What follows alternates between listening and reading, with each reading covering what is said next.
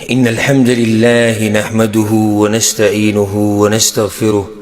ونعوذ بالله من شرور أنفسنا ومن سيئات أعمالنا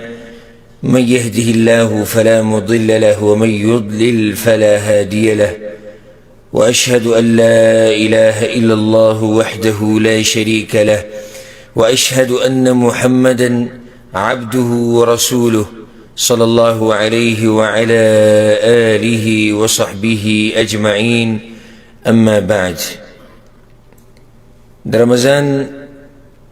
د میاشتې دا مبارک مجالس چې دا علمی او ایمانی مجالسو د دې دا سلسله د الله په توفیق او دغه په رحم او کرم سره روانه وه او نن په هغه سلسله کې د 19 مجلس دی 19 ناسته ده په اخرني بیان کې موږ خبره د اعتکاف کوله د اعتکاف مسائل او احکام ابتدائی خبری بلکې اکثر خبری بیان شوی وي اعتکاف په لغت کې څه معنی ده په عربی کې اعتکاف څه ته وایي په شریعت کې اعتکاف څه ته وایي د اعتکاف څه حکم دی او د نارینه او زنانو دواړو دپاره څه حکم دی دا مسله بیان شوې وه اعتکاف کې حکمت څه دی ولې موږ دا عبادت کوو او بیا دا خبره هم بیان شوې وه چې د اعتکاف اقله موده څومره ده او په آخر کې 14 خبرې نصیحتونه هغه د هغه وروڼو او خویندو دپاره وو چې هغوی د اعتکاف اراده لري باقي مسایل به نن بیانو یو به دا خبره بیانو چې د پیغمبر صلی الله علیه وسلم د اعتکاف طریقه څنګه وه مجمل بیان به کوو تفصیلي نه غونډه به دا خبره بیانو چې د پیغمبر د اعتکاف طریقه څه وه دغه شان اعتکاف به کله شروع کیږي او بیا به ارکان بیانو د اعتکاف ارکان او بیا به دا بیانو چې د اعتکاف نه وته په څو قسمه دي او په اخر کې به دا بیانو چې اعتکاف په څه سره ماتیږي دا خبرې به انشاءالله نن ذکر کوو اول لازو دې مسلې له هدي النبي صلی الله علیه وسلم فی الاعتکاف د پیغمبر صلی الله علیه وسلم طریقه په اعتکاف کې دا مسله ول بیانو څنګه چې موږ ټولو ته دا خبره معلومه ده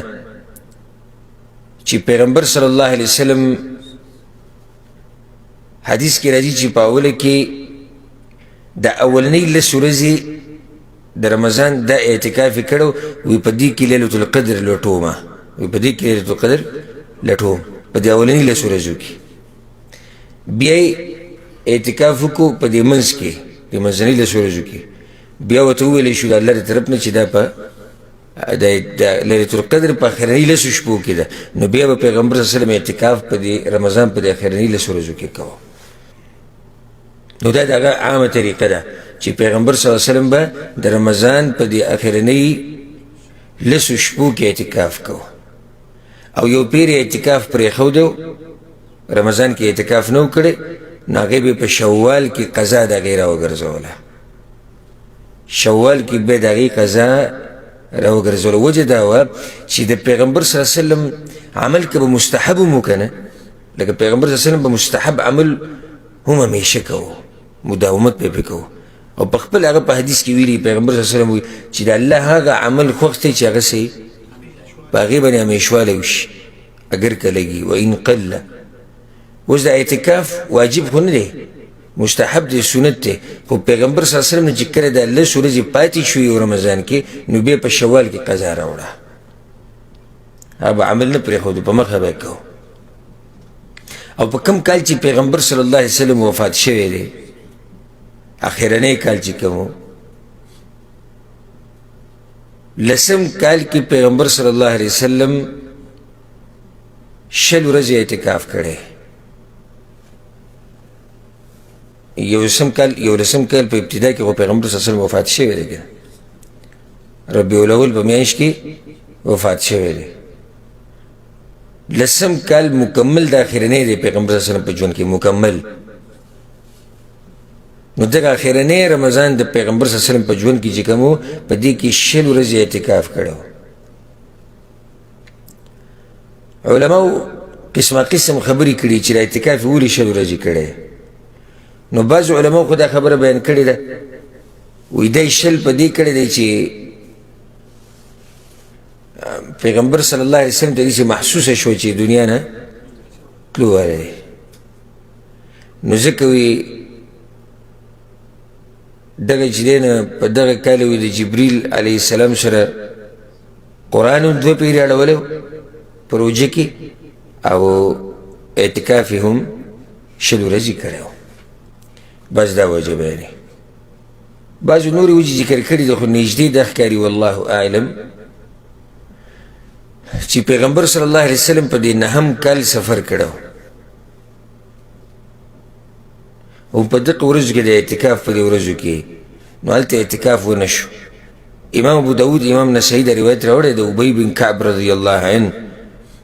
ابی بن کعب وایي چې پیغمبر صلی الله علیه وسلم دا طریقه وه چې د رمضان د اخرنۍ 10 ورځې به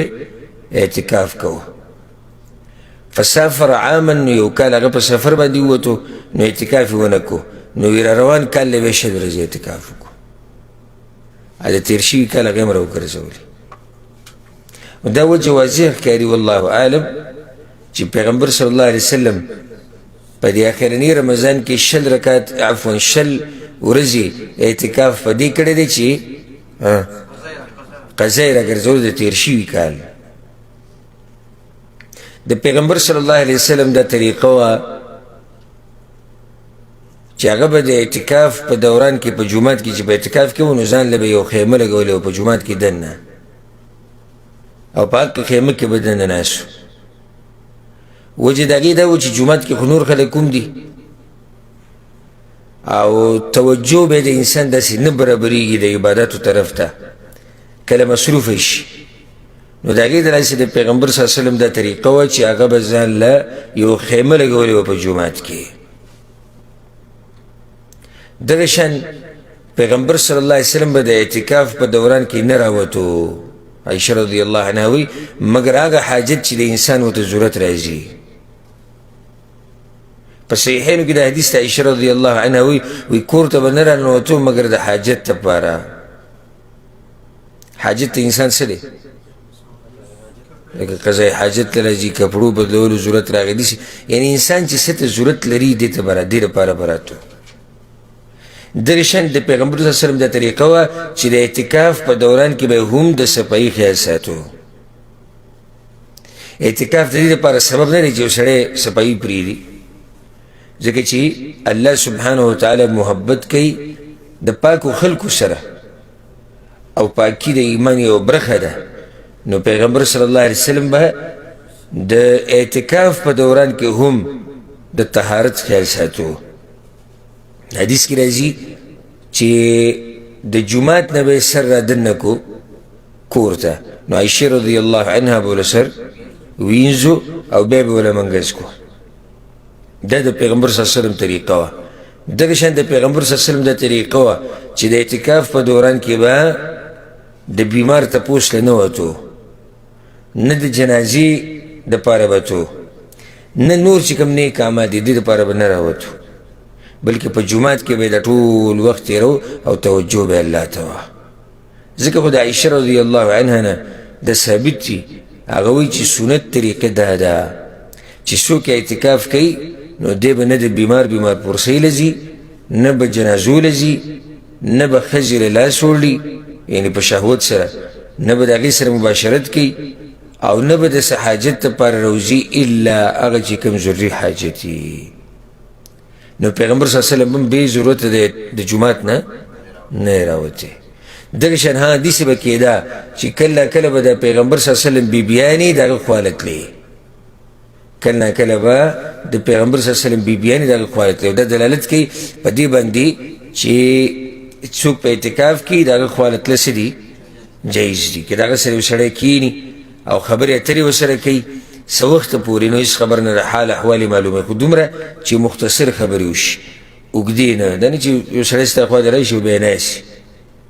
هغه اعتکاف ستا ټول ګډوډ کړي او ګپ شپ روان شي او خبرې اترې پالتو نه.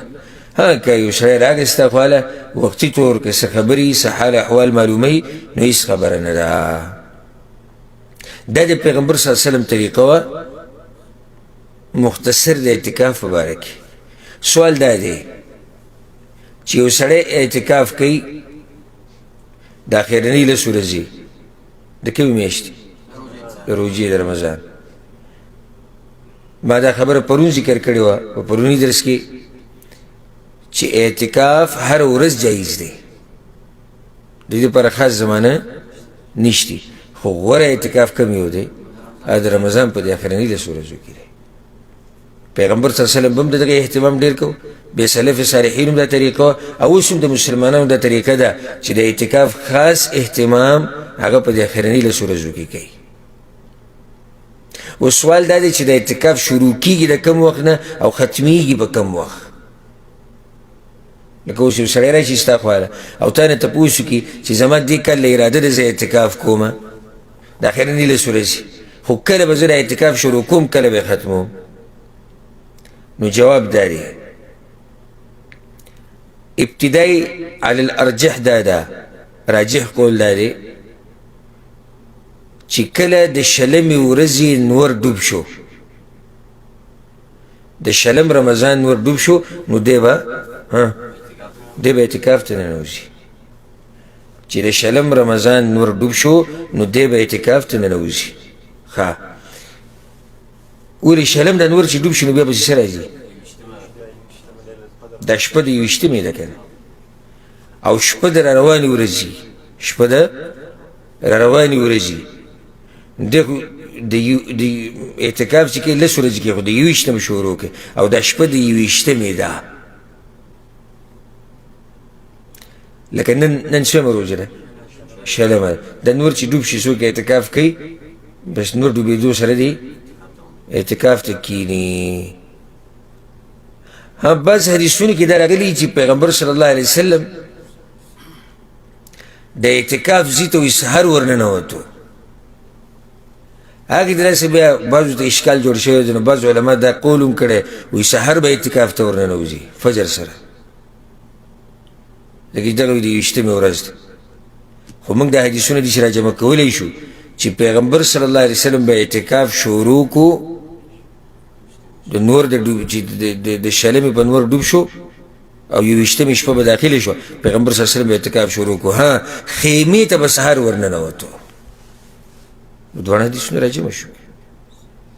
اعتکاف شروع به د کوم وخت نه وشو؟ د شپې نه به وشو. نور چې به ډوب شو پیغمبر صلی الله علیه وسلم به اعتکاف شروع کو. صرف دومره ده چې د خیمې ته به نه ورننوتلی نو سحر به خیمې ته ورننوتو. نو دواړه حدیثونه او دواړه خبرې راجمع شوې. دا قول راجح دی په ابتدا کې او دا د جمهور اهل علم قول هم دی، د څلورو امامانو هم دغه قول دی چې ابتدا به د دې طریقې سره کېږي. بله دا خبره ده چې که سړی سوچ وکړي که نه اعتکاف ته دی په دې کښېني چې ده ته لیلة القدر میلاو شي داسې ده که نه ده. او که موږ ووایو چې اعتکاف د سحر نه شروع کېږي نو هغه شپه په ده باندې لاړه کومه یویشتمه او کیدی شي دا یویشتمه ده لیلة القدر شپه وي. کیدی شي که نشي کېدی؟ کیدی شي. نو ځکه راجح قول دا دی چې دی به د نور د ډوبېدو نه بعد چې د اعتکاف شروع کړی ختمیږي کله؟ اخرنۍ ورځ د روژې چې نور ډوب شو بس د اعتکاف ختم شو. ها علما دا وایي مستحب دا دی چې بیا صبر وکړي او اختر له راوځي. کوم منځ له راوځي؟ د اختر منځ له راوځي سهار. دا غوره ده. خو که څوک یې ونه کړي نو څه حرج پکې نشتی. اعتکاف په دغه ځای ختم شو چې د یو ځل لس ورځې کوم یا د اخرنۍ ورځې کېدی شي نهه شي نو چې نور ډوب شو په اخرنۍ رمضان نو د هغې سره د اعتکاف څه شو؟ اعتکاف یې ختم شو. بله مسله آیا اعتکاف پر رمضان پورې خاص دی او که نه؟ ما جواب اوس لږ ساعت مخکې وکړو خاص نه دی خو غوره دی. مخکې ما ووایي که نه اوس لږ ساعت مخکې د پیغمبر صلی الله علیه وسلم د اعتکاف طریقه چې ما بیانوله چې یو کال ته اعتکاف پاتې شوی نو کوم کال کوم شوال کې وکړو نو شوال کې روژه شته نشته.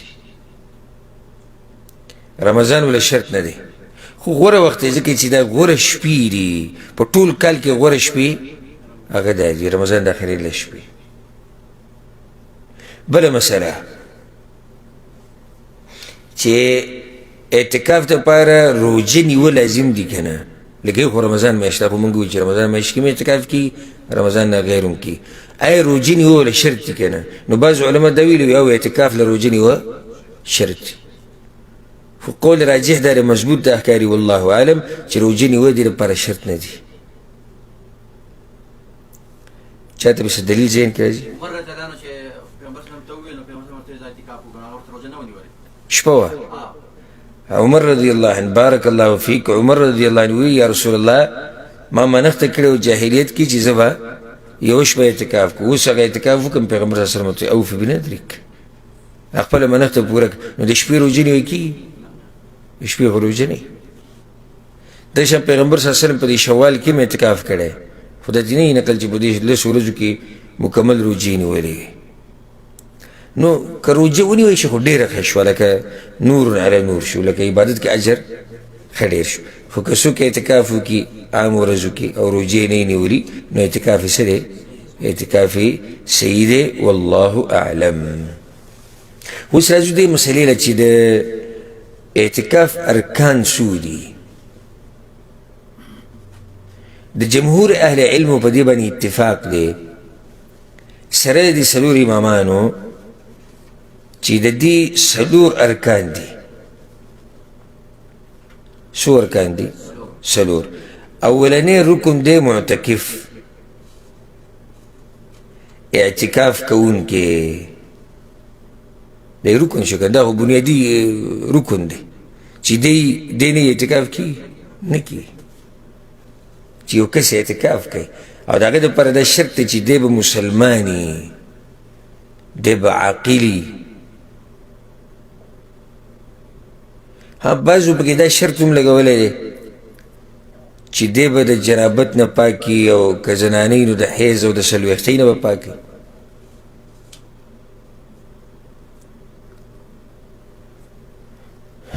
ځکه چې وایي دا خلک منع دي د جومات نه، حیض زنانه څلوېښتۍ والا زنانه وایي دا د جومات نه څه ده؟ منع ده. دغشان جنابت په حالات کې ولا جنوبا الا عابري سبيل حتى تغتسلوا. دا زنانه دپاره پکې دا خبره لازم ده چې د خاوند نه به اجازت اخلي، زنانه به د خاوند نه اجازت اخلي.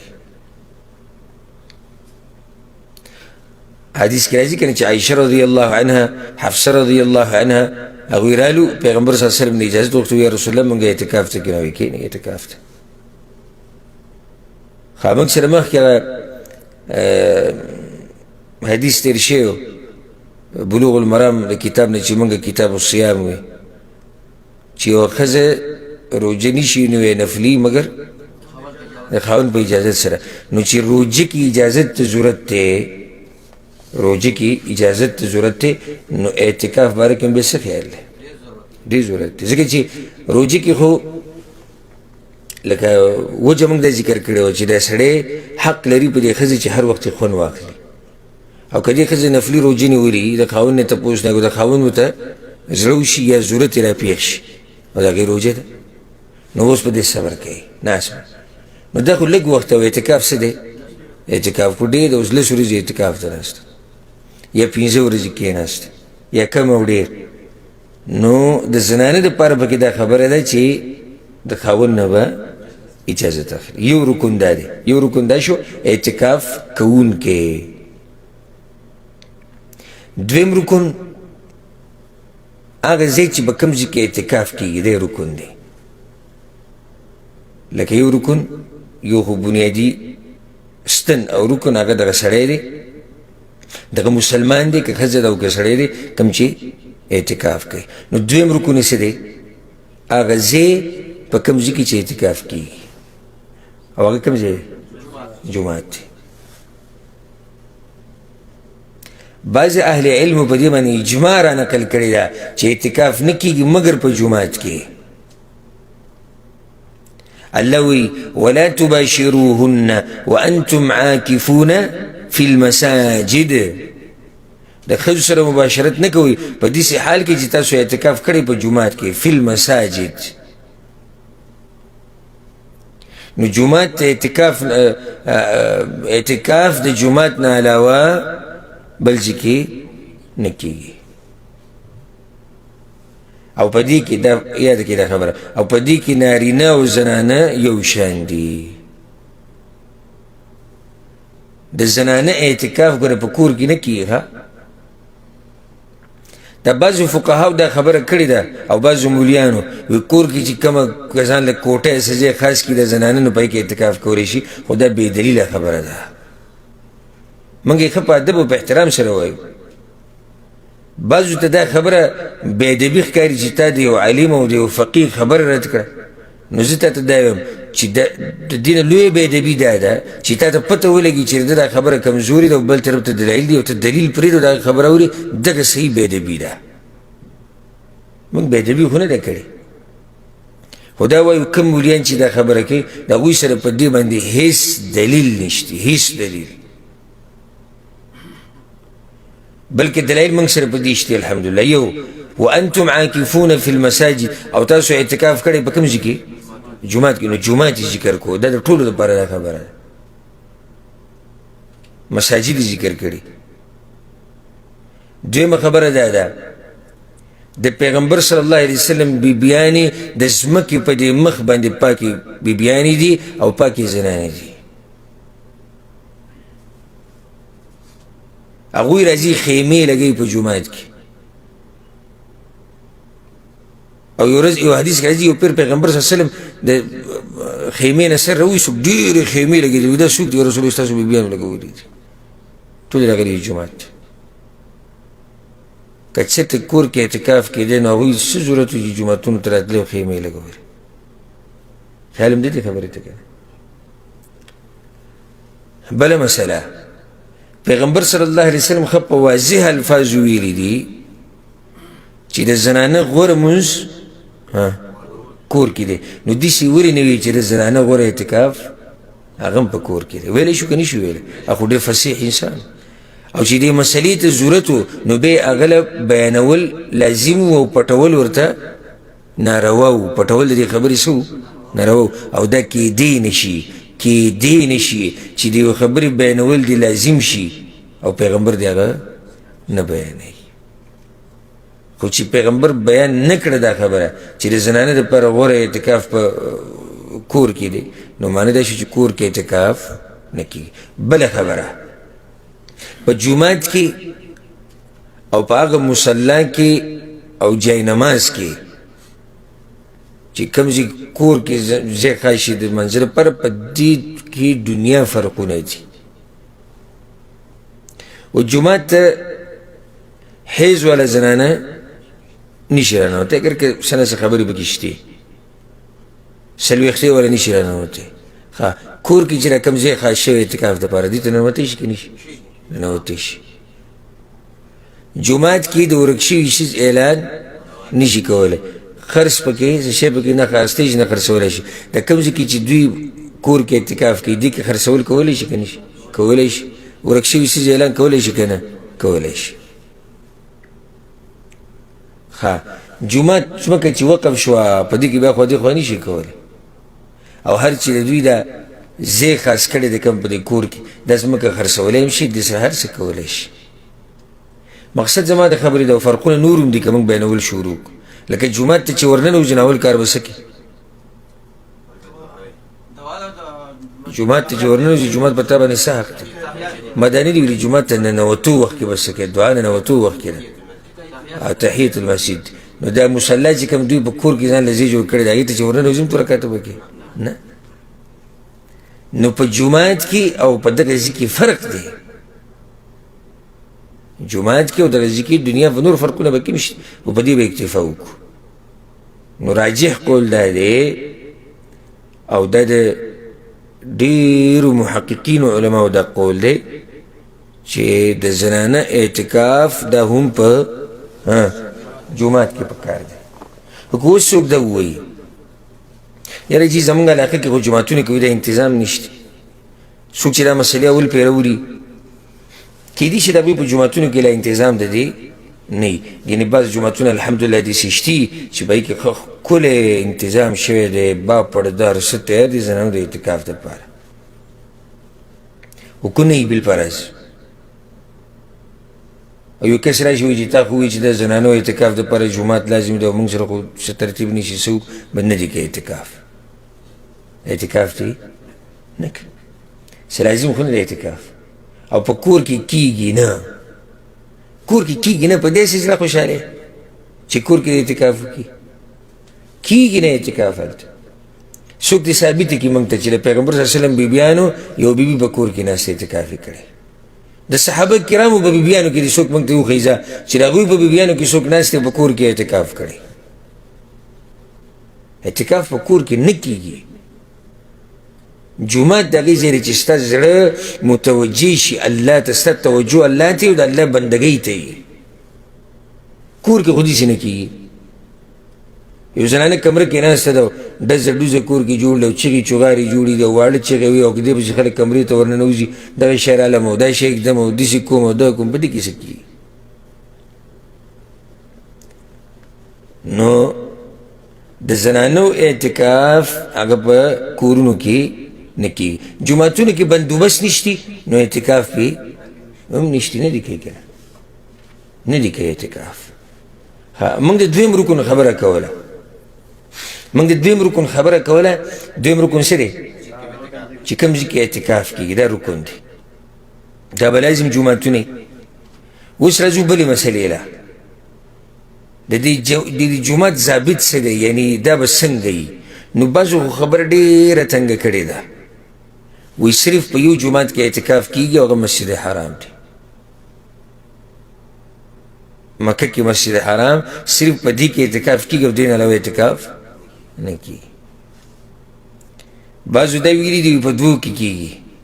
په مسجد حرام کې او مسجد نبوي کې او بعضو ویلي صرف په 3 جوماتونو کې اعتکاف کېږي مسجد اقصا او حرمین صرف په دې کې کېږي او یو حدیث ذکر کوي چې اگر که هغې کې لږ اختلاف شتي په رفع او په وقف کې چې نشته اعتکاف مګر په دې 3 جوماتونو کې خو د هغې معنی دا معنی نه ده چې نورو جوماتونو کې نه کېږي یعنې غوره اعتکاف هغه به کوم ځای کې دی په 3 جوماتونو دې کې خو شک نشته چې د 3 جوماتونو کې اعتکاف هغه ډېر غوره دی راجح قول دا دی والعلم عند الله چې په هر هغه ځای کې اعتکاف کېږي چې هغې ته جومات ویلی کېږي ځکه چې قرآن کې الله خبره کړې ده وانتم عاکفون فی المساجد جوماتونه یې ذکر کړي دي خو صرف دا شرط ورسره ولګه هغه جومات چې جمع پکې کېږي ولې بار چې وځي ته نو څنګه اعتکاف شو ستا د ورځې 5 پیرې به ترې دیځي نه ځي بل جومات ته سبا له بیا او بل سبا له بیا دا څنګه اعتکاف شو ګوره بعضو علماو دا هم ویلي دي و اعتکاف به صرف په هغه جومات کې کېږي چې هغې کې جمع او جمعه کېږي خو زمونږ خپل ځاني زړه د هغه علماو په قول مطمئن دی چې صرف جمع پکې کېږي کافي ده او جمعې منظره دې وځي ځکه چې جمعې لمونځ په هفته کې هسې یو پیر راځي نو هغه ډېر ورته نه حسابېږي ډېر ورته به هغه نه حسابېږي او دې سره اعتکاف باطلېږي هم نه نو شرط څه شو چې د جومات کې به څه جمع به خو اوس دا خبره یاده ساتي حالانکې دا قول ګورې دا ورسره فایدې ده کې ذهن ته مې راغلی شیخ الاسلام ابن تیمیه رحمه الله د دې قول نسبت عامو تابعینو ته کړی دی چې د هغوی دا قول خو دلته ورسره دا خبره یاده ساتئ چې زنانه دپاره دا شرط نشته ولې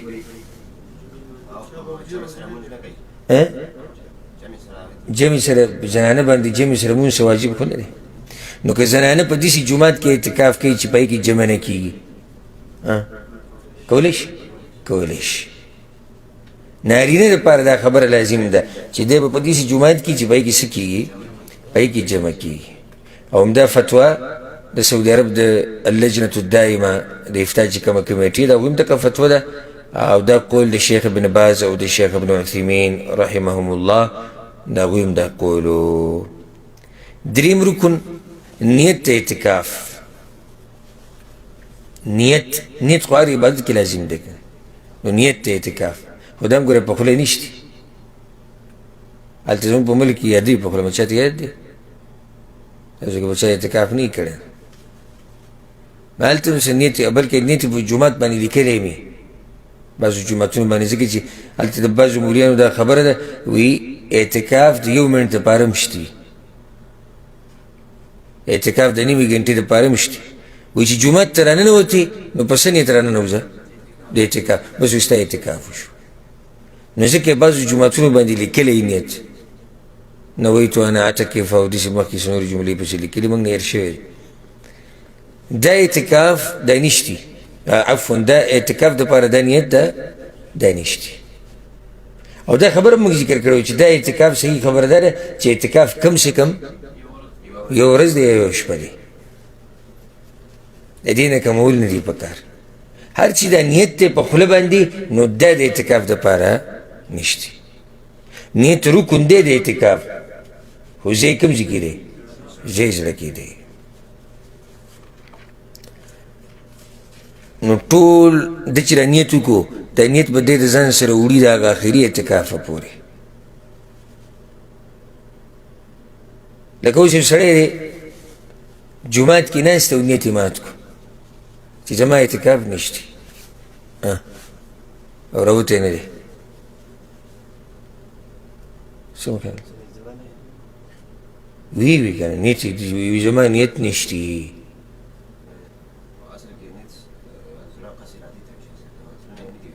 وی د زړه نه وی زما نیت نشته اعتکاف دپاره مې نیت نشته اگر که جومات کې نه شي ولې انما الاعمال بالنیات د اعمالو دار و مدار په نیتونو باندې یو سړی دی روجې کې څه نه دي خوړلي او نه یې څه څکلي خو وی روجه مې ماته ده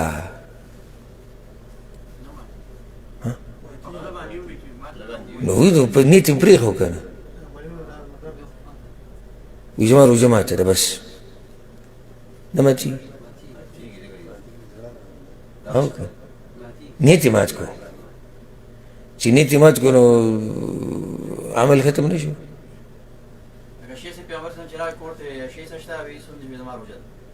دغه ځینې نیت شروع شو ولې ځکه چې نیت یې وکړو که نه چې نیت یې وکړو نو روژه وه ښه د هغې نه مخکې روژه وه نو ولې ځکه چې نیت نه و حالانکې هغه ټیم کې هم څه نه دي خوړلي حالانکې مخکې هم څه نه دي خوړلي خو چونکې نیت نه و نو هغې ته موږ روژه نه شو ویلی خو چې وروسته نیت راغی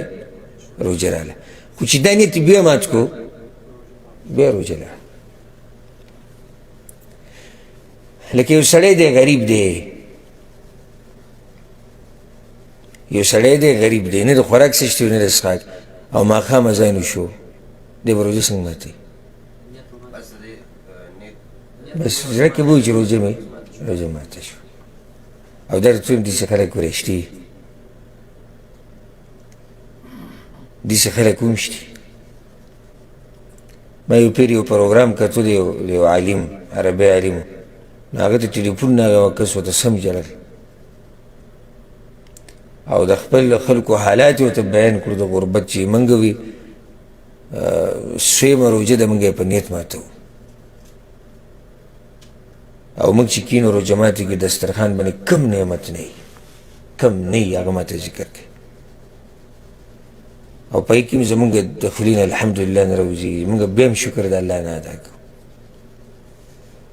او داسې خو پکې ډېر دي دا خو بې شمار دي چې صرف په اوبو به یې روژه ماتوي دا خو ډېر دي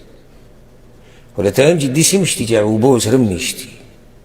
دی خو لا بیا هم د هغه نه ښه دی چې اوبه ورسره اوبه شته خو داسې پکې هم شته چې اوبه ورسره هم نشتي د الله شکر ادا کوي په هر حال کې بې شماره نعمتونه یې موږ له راکړي بې شماره نعمتونه نو څو ارکان شو 3 شو څلورم رکن دا دی په جومات کې وخت تېرول یعنی لازم به دې په جومات کې کینی هلته به وخت تیروي او څومره اراده یې چې کړې ده څومره نیت یې کړی هغه به پوره کوي منځ کې به نه راوځي نو څو ارکان شو کم کم اعتکاف کوونکی که سړی ووایي نو بیا ښځه دې وویسته هغه ځای چې کوم ځای کې اعتکاف کیږي دوه نیت د اعتکاف او څلورم په جومات کې وخت تېرول د اعتکاف دپاره یعنی اعتکاف دا په خوله نه چې بس ته ورننوتې زما اعتکاف دی بیا ګرځه ځان له بازار کې د بعضو دا مې هم لیدلي ما لیدلي په خپله یو قسمه پېژندو هغه دلته دا غټ جومات چې و الله دې د حالت بیا برابر کړي او دا بیماري د الله په خپل رحم او کرم سره ختمه کړي نو دغه جامع الراجح د 15 نمبر مخرج کې تاسو ولیدلی په دې کې د اعتکاف ډېر غټ سیسټم وي او د مخکې نه به داخلي یالې او هلته به ډېر زبردست ترتیب یې جوړ کړی نو دغه کس هم په هغې کې اعتکاف دغه کړی و زه ورته خبر نو بیا زه خو نه وم په هغه کار زه اعتکاف ته نه وم ناست بیا زه لاړم بازار ته وړلو مې سوداګانې دې مې هلته ولیدو بازار کې ګرځېدو لکه بس ته اعتکاف کړي و داسې وسوم یم وی ضرورت لپاره خو سړی راوتی شي دا وایي ضرورت راوتی ما اختر سوداګري دی کوو نو ما دا رسي ضرورت دی ته خبر نه یې د دې مسلې نه ضرورت دی ته وایي ته په بازارونو کې ګرځې هلته ما هلته داسې وي هلته مې طلایم پرته ده او کمبل او دا هر څه هلته پرېښودي ځای لکه ځای بوک دی او دی بهر ګرځي نو نن سبا دا اعتکافونه هم دي چې جومات کې صرف دغه طلایي خوره ده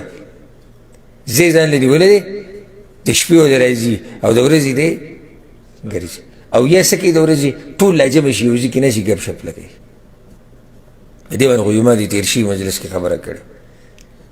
ګپ شپ روان وي او ورور دا قسمه قسم روجمات دي او موبایل دی او فیسبوک دی او بس بیا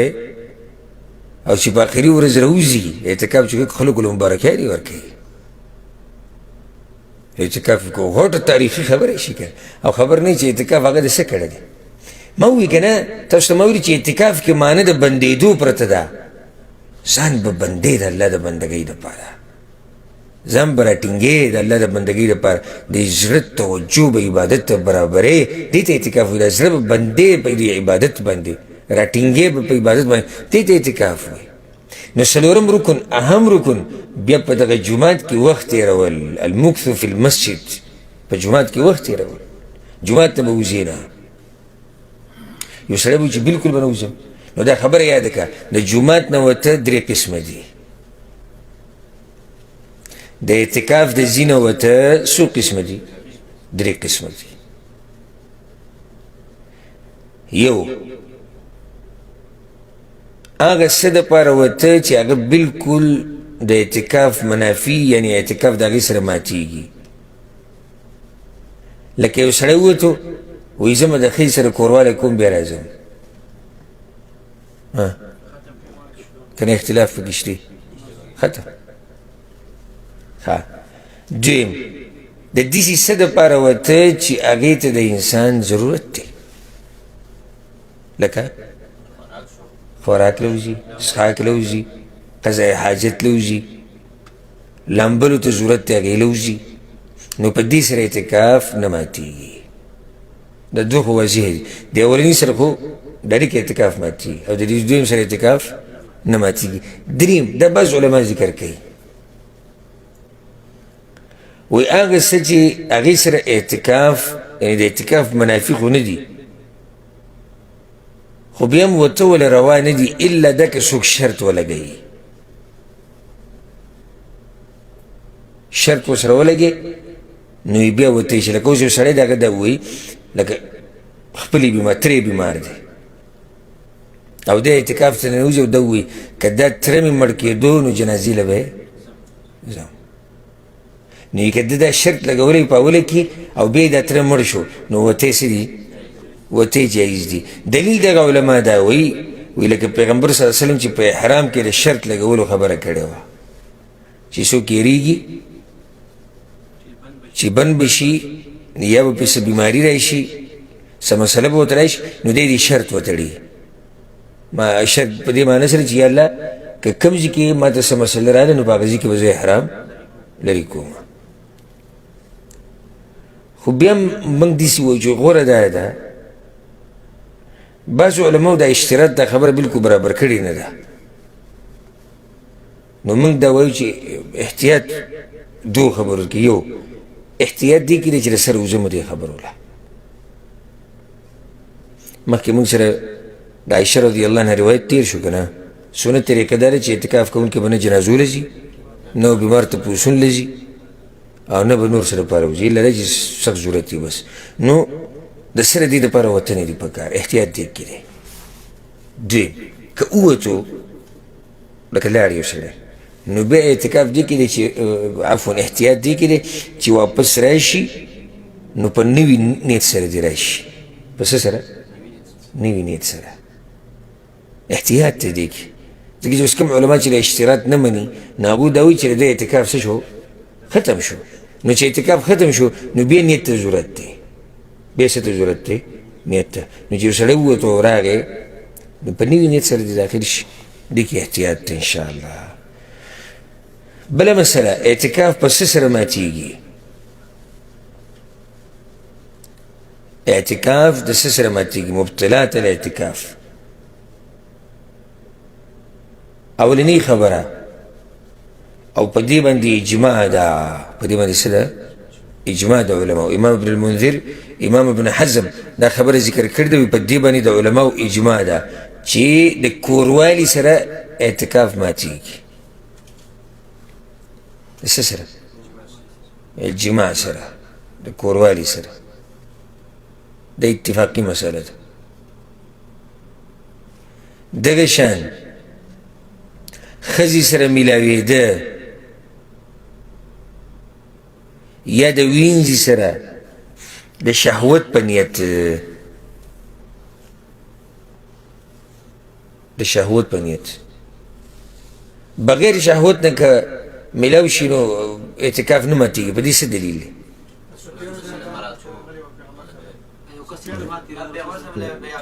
بارک الله فیک دی دلیل دی عائشه رضی الله عنها به پیغمبر صلی الله علیه وسلم له به ویښته ینځل بیا به له منګزول نو لاس به نه لګېدو د پیغمبر صلی الله علیه وسلم سر مبارک سره به لاس لګېدو که نه به لګېدو لګېدو به نو مطلب دا نه دی چې ښځه او خاوند ولګېدو یو بس اعتکاف مات شو نه چې د شهوت په نیت وي چې د څه په نیت وي د شهوت په نیت وي دریم منی د منی وتل په مباشرت سره مباشرت څه معنی نه ښځې سره چې ولګي کوروالی خو موږ کوروالی خبره ختمه شوه منی وته په دې سره چې د ښځې سره ولګي یا په خپل لاس یې وباسي په دې سره اعتکاف ماتیږي ها که احتلام ورته وشي نو په احتلام سره اعتکاف نه ماتیږي ځکه چې هغه د په اختیار کې نه ځي څلورمه خبره چې رئیس سره اعتکاف ماتیږي چې په زنانه باندې حیض راشي یا پې څلوېښتي راشي څلورمه خبره چې د هغې سره اعتکاف ماتیږي چې په زنانه باندې حیض راشي او یا پې څلوېښتي راشي پنځمه خبره چې د هغې سره اعتکاف ماتیږي چې عقل ختم شي په نشې سره داسې څه وخوري داسې څه وڅکي چې په هغې سره څه شي عقل ختم شي نشه شي دې سره اعتکاف ماتیږي شپږمه خبره چې د هغې سره اعتکاف ماتیږي چې یو سړی مرتد شي والعیاذ بالله الله دې زموږ د ایمانونو حفاظت وکړي چې یو سړی څه شي مرتد شي اوومه خبره چې د هغې سره اعتکاف ماتیږي قطع النیه نیت پرې کول یعنی نیت ختمول دا مسله اوس مخکې تېره شو اتمه خبره چې د هغې سره اعتکاف ختمیږي مرګ حدیث دی کنه اذا مات ابن آدم انقطع عمله الا من ثلاث د آدم بچی چې مړ شي نو عمل یې څه شو عمل ختم شو سوای د دریو خبرونه به ذکر شوي نو څو خبرې شو اته قاري صاحب کومې په جما په کوروالي سره دویم او دریم ته یو ځای کړو دویم دا چې د ښځې سره یا د وینځې سره میلاوېده بغیر د کوروالي نه د هغې د بدن سره لګېده په نیت د شهوت او دریم استمنا په خپل لاس سره مني ویسته یا د ښځې سره چې را بدن ولګي په دې سره مني وته څلورم په ښځه باندې چې حیض یې راشي یا څلوېښتې پنځم دا چې داسې څه وخوري چې د هغې سره عقل ختم شي نشش شپږم دا دی چې دی د مرتد شي والعیاذ بالله د دین نه واوړي اووم چې دی قطع النیه نیت پرې کول نیت ختمول او اتم الموت مرګ یې اتم شو دا د اعتکاف یو څو مسایلو او موږ خو کوشش دا وکړو چې هره مسله یو خو لږه واضحه بیان کړو بل هغه اوږده اختلافاتو ته پکې موږ لا نړو او مسله مختصر بیان کړه اوږدو اختلافاتو ته پکې لا نړو مسله مختصر بیان کړه خو د بیان په اخره کې زما ټولو ته نصیحت ټولو وروڼو او خویندو ته زما دا نصیحت دی چې نن شلم رمضان دی او نور ډوبېدو سره به د 21 رمضان شپه شروع شي اخرنۍ لس ورځې به شروع شي اخرنۍ لس ورځې الله اکبر ډېرې غوره شپې دي د اخرنۍ لس شپې ډېرې غوره شپې دي یو فضیلت دا دی چې په دې کې د لیلة القدر شپه ده په دې کې د لیلة القدر شپه ده حدیث کې راځي امام بخاری راوړی عبدالله بن عباس رضی الله عنهما روایت دی پیغمبر صلی الله علیه وسلم وی التمسوها فی العشر الاواخر من رمضان د لیلة القدر شپه کله لټوئ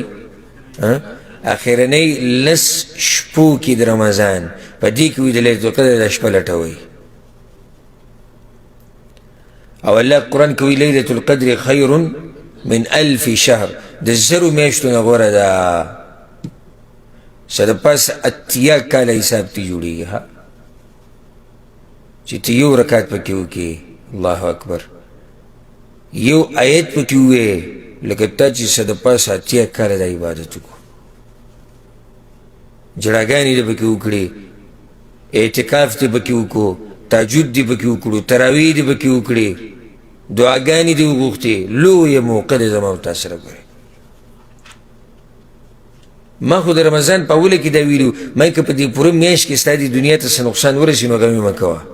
الله به دې بدله کې ډېر څه درکړي اوس ته دا وایم چې په دې اخرنۍ لسو ورځو کې خیر دی هېڅ خبره نه ده ګزارو که د اخرنۍ لس شپې ده د عبادت دپاره که که لږ پکې دنیا ته څه نقصان ورسي مړه نو لږ دومره به موږ به هم دومره ګزاره کوو نو موږ هم سم دغه رانه جوړ شوي دي بغیر د که ورځ دوه راباندې اوړي نو بغیر د دنیا نه به سا رانه وځي خیر دی که د اخرنۍ لس شپې لږ نقصان درته ورسي لږ رزق لږ کم درته میلاو شي هېڅ خبره نه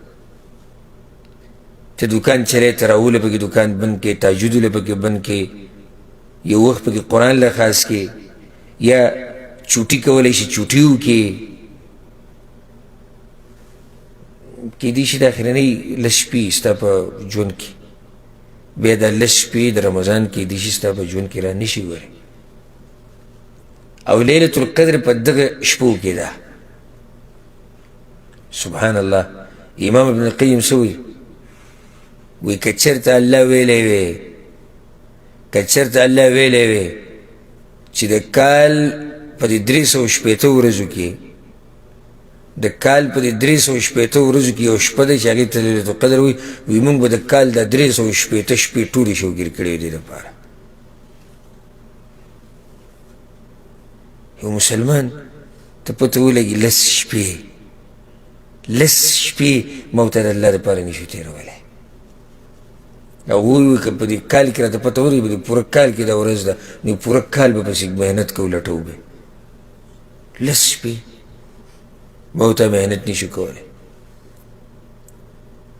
څه د پاسه 80 کاله بندګي کول د الله دا ګوره د الله رحم دی. رب العالمین ته پته دی چې دا انسانان کمزوري دي. بیا زموږ د امت د دوی عمرونه کم دي 80 نه د 70 په منځ کې او نن سبا خو یودګۍ ته هم نه پاتې کېږي. عمرونه کم دي. رب العالمین خبره اسانه کړه په دې طریقې سره وایي عمر دې کم دی وراشي لیلة القدر د قدر په شپه کې عبادت وکړه. من حدیث کې راځي من قام لیلة القدر ایمانا واحتسابا غفر له ما تقدم من ذنبه. چا چې لیلة القدر په شپه یا د قدر په شپه عبادت وکړو منځ وکړو تهجد وکړو نو د دې لپاره به الله دا ګناهونه تېر شوي ګناهونه ټول وبخښي. نو د دې لسو شپو خو یو فضیلت دا دی چې په دې کې کومه شپه ده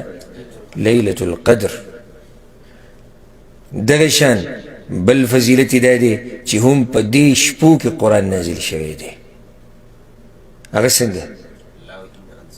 ان انزلناه فی لیلة القدر. الله وایي دا قرآن ما په لیلة القدر کې نازل کړی شب قدر کې مې نازل کړی. او لیلة القدر مخکې ما حدیث ذکر کړ د عبدالله بن عباس چې کوم کله لټوئ د رمضان په اخرنۍ لسو شپو کې د لیلة القدر لټوئ شب قدر هلته لټوئ نو دی بل فضیلت شو چې په دې مبارکو شپو کې قرآن نازل شوی دی. نصیحت زمونږ دا دی چې کوشش او کوشش حدیث کې راځي كان رسول الله صلى الله عليه وسلم عائشة رضي الله عنها يجتهد في العشر الأواخر ما لا يجتهد في غيره. عائشة رضي الله عنها وی پیغمبر صلی الله علیه وسلم با په دې اخرنۍ لس شپو کې په عبادت کې دومره کوشش کو چې دومره کوشش به د رمضان پر نورو شپو کې نه کو. بلکې دا حدیث واوره عائشة رضي الله عنها كان النبي صلى الله عليه وسلم إذا دخل العشر شد مئزره وأحيا ليله وأيقظ أهله. کله چې به د اخرنۍ لس شپې راننوتې نو پیغمبر صلی الله علیه وسلم به ملا وتړله. ملا به یې وتړله. څه معنی ده؟ یو معنی ده چې عبادت ته به ملا وتړله. دویمه ده چې ځان به د زنانو سره د کوروالي نه بند کو. معنی لکه کنایت ته چې پرتوغاښ به مضبوط وتړو. دواړه خبرې پکې راشي. ها واحیا لیله او د اخرنۍ لس شپې نه دي دا به پیغمبر صلی الله علیه وسلم ټولې شوګیرولې. حالانکه د نورو شپو مبارک کې دا راغلي پیغمبر صلی الله علیه وسلم په خپله وایي چې ویده کېږم هم او تهجد هم کوم منځ هم کوم خو دا شپې به ټولې شوګیرولې. او صرف دا نه وایقظ اهله او خپل کور والا به هم ټول راپاڅولي دا بیبیانې به ټولې راپاڅولې وي. نو زما طرف څخه دا نصیحت دی که اعتکاف کولی شئ ویې کوئ. د قرآن تلاوت له زور ورکه چې څومره زور د قرآن تلاوت له ورکولی شي ورکه. که دې ختمونه نه کړي اوس موقع دغه کوتاهي څه صحیح شو دا شل ورځې زمونږ کوتاهي شو نو په دې لسو کې خو مه کوه که نه. قرآن تلاوت یې ډېر نه دی کړی اوس یې وکړه.